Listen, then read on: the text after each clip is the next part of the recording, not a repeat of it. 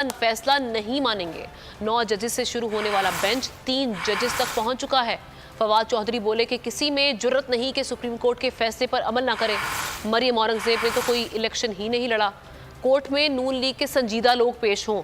मरियम औरंगजेब आइन की पामाली को जवाब देने के लिए इमरान खान और अदलिया पर इल्जामात लगाती रहीं।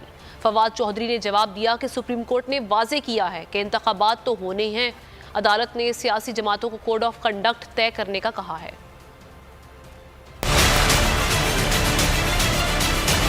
जस्टिस एजाजुल एहसन साहब ना इस केस की समाअत का हिस्सा थे, इसीलिए वो इम्प्लीमेंटेशन का जो फैसला है उसका हिस्सा नहीं हो सकते। हमारा मसला नहीं है 3 का बेंच हो, 5 का फुल कोर्ट हो, ये सुप्रीम कोर्ट के चीफ जस्टिस साहब का प्रेरोगेटिव है। वो जो फैसला करेंगे कौम उनके साथ खड़ी है। और अगर इस 3 बेंच ने इस फैसले का आज फुल कोर्ट बनाने की बजाय फैसला किया तो इसको कौन मानेगा? ये भी एक सर्कुलर के जरिए कलअदम करार दे दिया जाएगा। हमें चाहते यही है कि आर्टिकल 224 के अंदर अमल हो और इलेक्शन 90 दिनों के अंदर होने का जो असूल है उसको अपहेल्ड किया जाए और इसी में कौम की बका। ये बंदा इलेक्शन नहीं चाहता मुल्क में, ये मुल्क में लाशें चाहता है, फसाद चाहता है।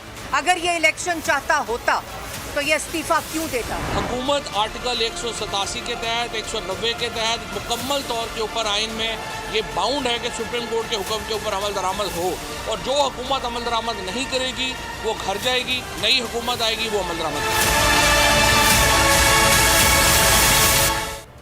मसाइल से कैसे निकलें, इंतखाबात से फरार किस तरह मुमकिन